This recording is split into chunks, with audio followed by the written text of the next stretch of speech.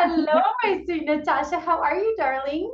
Good. How are you? I'm so good. So this is such a treat. Thank you for being on the YouTube channel with me. It's like my own little mini podcast. So my beautiful sweet Natasha, who you all get to see right now, had this wonderful idea for a follow-up video to a recent video I did on the power of the word no.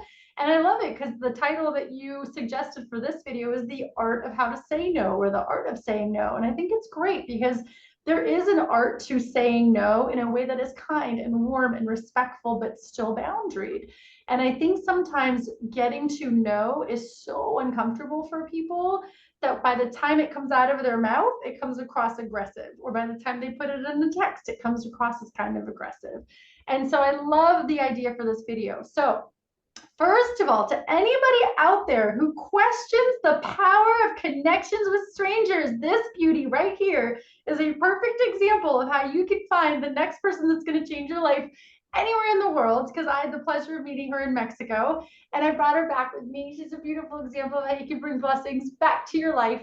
So I just love that you've become one of my favorite parts of every day. So, to those watching, thank you. I'm the author of Don't Be a Stranger and Don't Be a Stranger to Grief. One is about carrying yourself in a way to bring out the best in yourself as well as those around you by just being warm and friendly and effusive.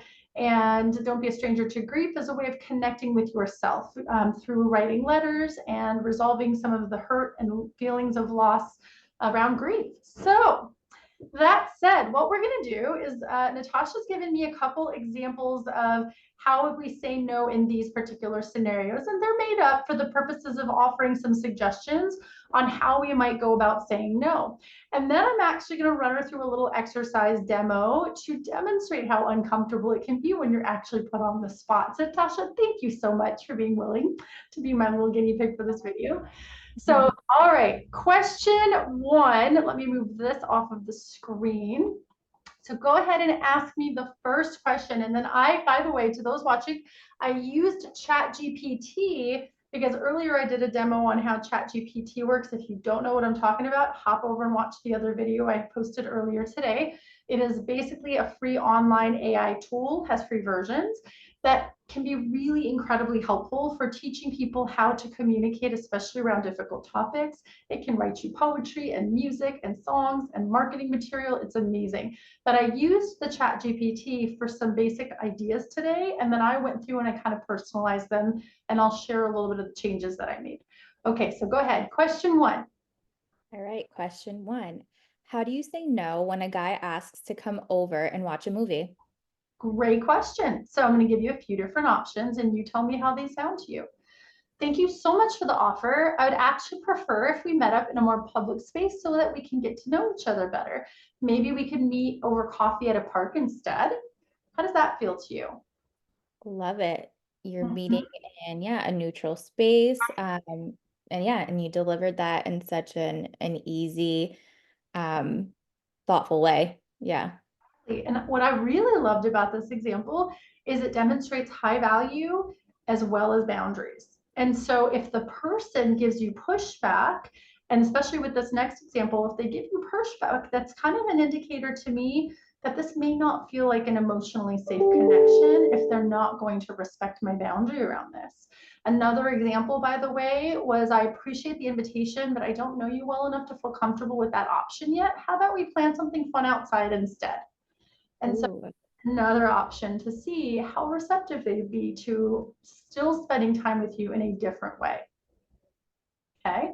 Number two, Number two, how do you say no when it's your kid's bedtime, but they want more screen time? great question for the parents out there. So I'm going to give you two examples here that I really liked. I'm so glad that you're having fun. Now it's time for bed. You can enjoy more time tomorrow after you finish your homework. Great Mm. boundary set. I took out the but that they had in their example. I shifted it to an and I softened some of that language because I wanted model that we can have a start of a sentence without minimizing the impact of the sentence rolling into an and. So I'm so glad you're having fun, and now it's time for bed. Oftentimes, and I wrote this into my first book, when we say but, it negates everything that came before it. Another example for this one is, I understand you want to keep watching, but it's bedtime. Let's read a story together instead, and you can tell me about your show. And I really liked that because it goes into showing compassion and care, but still honoring boundaries. I love those options. Yeah, you're saying no, but giving them another option. So that's perfect. Exactly. And for a lot of parents, I'll oftentimes suggest these behavioral reinforcement charts. If your child is struggling to learn a new behavior, put some of those behaviors on a chart, assign a certain number of points to it, that after a certain period of time, get some gifts or quality time. I typically suggest staying away from food or drink, but a board game or spending time with mom or going to a certain thing together, but rewarding them when they consistently follow through with whatever it is you're trying to teach them without putting up a fight. It's really wonderful for positive reinforcement. Okay, number 3. Number three is how do you say no to going out with friends when you just want peace and quiet? This was such a great example. So, one option, thanks for the invite. I need some quiet time tonight to recharge. Let's plan something for another day soon. And there was a but in there. And again, I took out the but. So that's one option. Another option, and I really liked this one because option A suggests you feel obligated to offer a counteroffer. And the next one, I wanted to give you an out to not feel obligated to go with a counteroffer. I really appreciate the offer. I need some downtime with myself tonight. I hope you all have a great time. Thank you for inviting me. Hmm. What do you think? Oh yeah, those are both great. I like the fact that you offered a later time.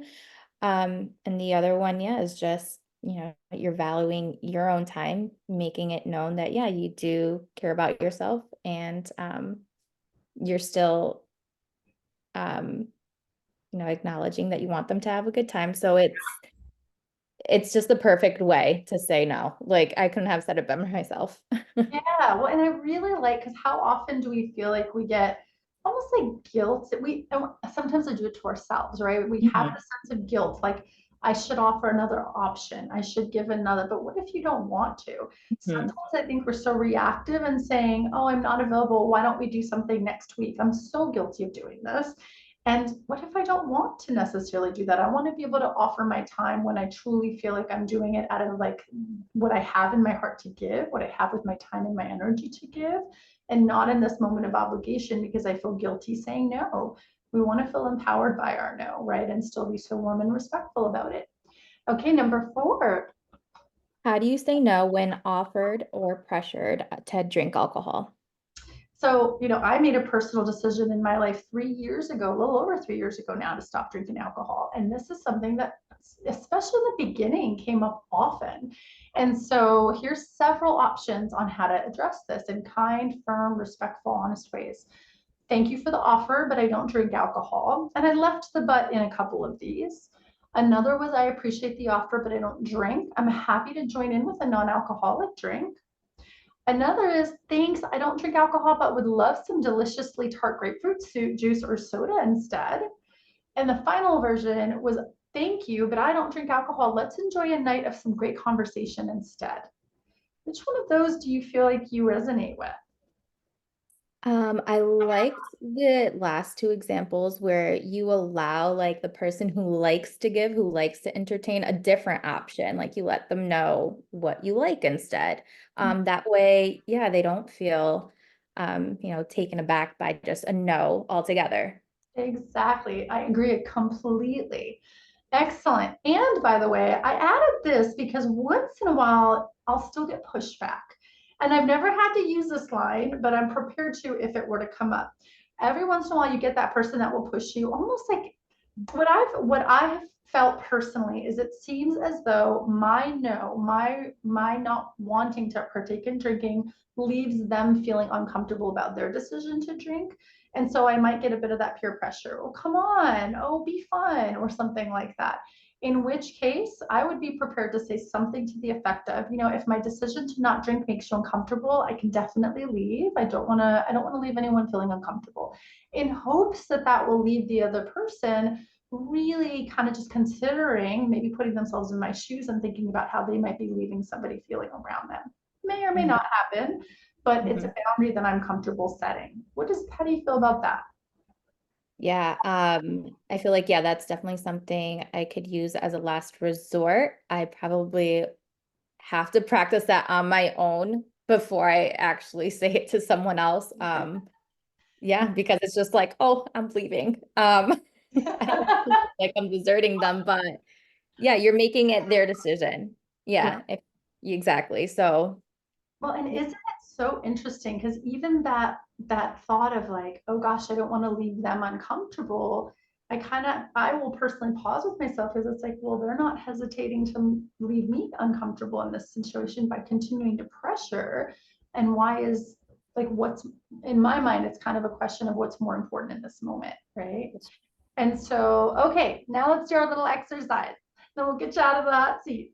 So we were playing this game the other day and I loved it. And so I want to just demonstrate it for whoever might be watching. And so I'm going to give you the no challenge. And again, folks struggle with this because it's right on the spot. So I'm going to ask you some questions. I want you to feel the discomfort and then I want you to yeah. tell me no in your most gracious possible way. Okay. So, Natasha, could you please buy me a ticket to Hawaii? Love what your eyeball just did. Um, oh boy. Um, I'm sorry. I cannot help you with that, but I hope you do find a way to buy your ticket. That was great. I love that. I might just leave the butt out though, right? The butt, leave the butt out. Yeah, that was fantastic. Well done. Okay. Natasha, could you take me to dinner tonight?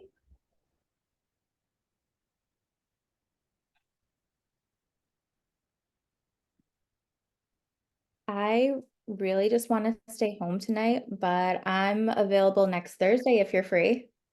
So that's really lovely. But the goal of this exercise is to honor your no, right?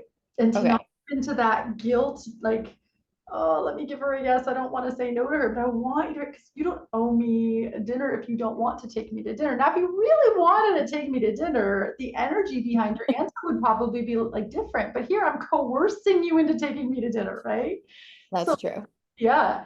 And I also remind people you don't have to explain your no. And, we say no can be a full sentence. That is true. But when you just say no, that's not the nicest. So we're doing better. So, Natasha, can you please take me to dinner? I had a really rough day. Uh, no, I can't take you to dinner. Um,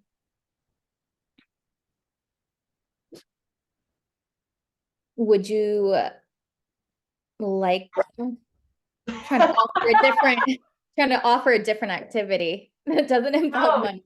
but isn't the funny thing there? Now Oh, we're entering wanting to solve their problem for them. Like yes. that's what's happening. And this is what I love about this stuff because the dialogue, there's so much good in the dialogue, right?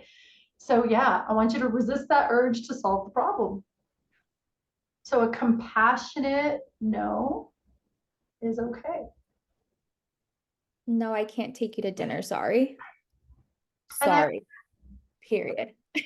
And I personally am a huge advocate for the word sorry. In fact, that was one of the demos I did earlier with ChatGPT is the value of the word sorry a lot of times is really just because you value the relationship more than being right or wrong, right? So I think a sorry is perfectly placed there. Me Okay. personally, I tend to lean more toward um, the words I'm not available rather than I can't, because technically you could Hmm. to know why you're not available, right? So I'm sorry, I'm not available for that, but I do hope that you have a lovely evening. I'm sorry I'm not able to help. I think that's perfectly fine and kind. Okay. All right, and here's the tough one. Here's the hardest one of all. Natasha, can I please borrow $1? Could you just PayPal me $1? I love how your face twitches because that's such a hard ask. It is. And I always, oof, since we And went over.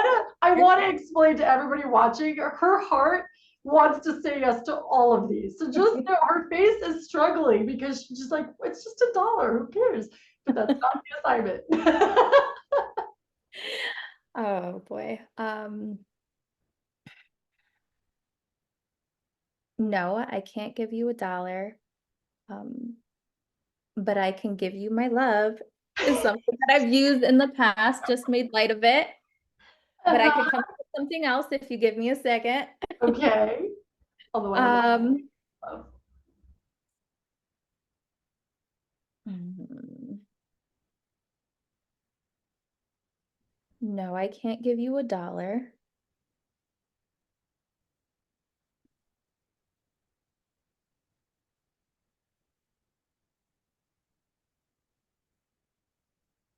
Um, oh my goodness. But I can help you figure out, I don't know. That it just sounds so silly, but I can help you figure out how And how now you you can made make a it, dollar. now you made it your problem, right? And how much more Yeah. effort is that going to be to try to help them figure out how to get a dollar? Because it seems so silly, but it is about boundaries, right? Hmm. It's not yours to fix. So let's try it again. And this is one of the hardest. Let's see what ChatGPT would tell us, shall we? Okay, Let's let's go for it. demo the power of ChatGPT in this moment, actually. Okay, let me close a few windows and open ChatGPT, and we will just show them in real time. I struggle with the little ones, the It, little I requests. know, because it seems like we should just be able to fix it, but then that's crossing over into boundaries. So I get why it's the hardest. Okay, so we are now on the ChatGPT website. So I just Google ChatGPT, no spaces, and we're gonna write, how do you politely set boundaries and say no when asked to borrow a dollar? And ChatGPT, setting boundaries politely while saying no can be a bit tricky, but here's a way to handle it gracefully. Acknowledge the request, starting by acknowledging the person's request to show that you've heard them. I understand that you need some help. Express your position clearly. Politely state that you're not able to fulfill the request. Unfortunately, I'm not able to lend you a dollar right now. I love that they avoided can't. Next, offer empathy or alternative help, which this is where I would say empathy, yes, but alternative help depends on the relationship. If you feel comfortable, offer empathy or suggest other ways you can assist. I wish I could help. Maybe there's another way I can assist you. Then this could be a cute place where you say, I could give you my love. And then finally, reiterate your boundaries if needed. If the request is persistent, calmly reaffirm your position. I've mentioned that I can't help with this. I hope you understand. And I think that's a really good addition. And, this might seem like such a teeny weeny example, but to those watching, I just want to point out, a lot of times enabling patterns happen with family, with friends, and what seems like a really teeny weeny request in the beginning can turn into something that builds resentment and really disconnection in relationships. And so it's so critical to be able to learn how to say no to these things. So me personally, where I would even go, I love what they suggest here. So I feel like, I'm so sorry, I'm not able to help with that. But I love what they're saying. I understand you need some help. For me, in my experience, when you say things like that, it tends to open up a bit of a Pandora's box where then the person starts divulging to you the reasons they need the help. And so it's really about time, energy, boundaries, and the particular relationship that you have with that person. Does that feel helpful? Oh, no, definitely, because my first instinct is to resort to empathy, but it is so much powerful to be able to say, I'm sorry, I can't help with that. I sorry, I Yeah, can't help you. Yeah, just being direct and exactly. not allowing the space for them to ask for something else. Yeah, what's coming to mind years ago when I launched my first book, I was doing a lot of Zooms and workshops and things online, and a very dear friend who's since passed. It was so funny and so charming, had such a fabulous, just exuberant personality. And we did this exercise, and it was basically involving the chapter on emotional intelligence. And the question was, if you are out socializing and you ask somebody how they're doing and they start telling you a lot of stuff and they're having a really bad day, what would you say to them? And I can't remember the exact context, but it was a scenario where most people would have no idea where to go with it. So, is there anything that I can do to make your day better? I think was the option we threw out there, to be kind. And I said, well, what if the person were to say to you, yeah, can you give me $1 million? And a lot of people would be really stumped, like, how am I supposed to respond to that? And he just was so funny. And without missing a beat, he's like, well, I can't help with that, but I could give you a hug, or I can't help with that. What else could you use? he was just so spot on with being able to use that humor to deflect. But it is a really good reminder of be careful of the questions that you ask. Because if I do go into anything that sounds like I want to know more, now I'm engaging and entering into a possible dynamic that's going to be really uncomfortable stepping back out of if I'm trying to uphold boundaries, especially if it's with somebody that may not have the best boundaries to begin with. And it's interesting because it can feel really cold at times, but it's really about self protection and also being respectful of other people. Yeah. Yeah, I can definitely relate to all of that. But yeah, such good examples. Thank you. Thank you for inspiring the idea of this video. You're welcome. It was fun. Yay. Excellent. All right, darling. I'm going to go ahead and stop recording. Any final thoughts? Not to put you on the spot as I put you on the spot. Um, yeah, would you suggest like anything to help it become easier to say no? Oh, that's a great question. Yes, I think actually, and kind of like we've been goofing around with, is practice Mhm. with someone you trust. Maybe let them know ahead of time that you're practicing. So say, hey, I'm really working on learning how to get comfortable with just setting boundaries and saying no to people. Could you just ask me for things? And I'm going to keep stumbling over saying no until it gets more comfortable. That would actually be probably the best thing you could do. And then there's great YouTube resources. I love starting my days with YouTube videos and leadership trainings and things, and just really kind of absorbing myself in tool development, skill development. So looking up videos on like how to say no comfortably, how to say no and in a way that preserves and honors relationships. If you just do search topics like that in YouTube, I bet you'll find so much that's really helpful. Awesome. Thank you. You're so welcome. Thank you for being on the channel. Thank you. Can't wait till the next one. Maybe there'll be a next one. That's amazing. I love that.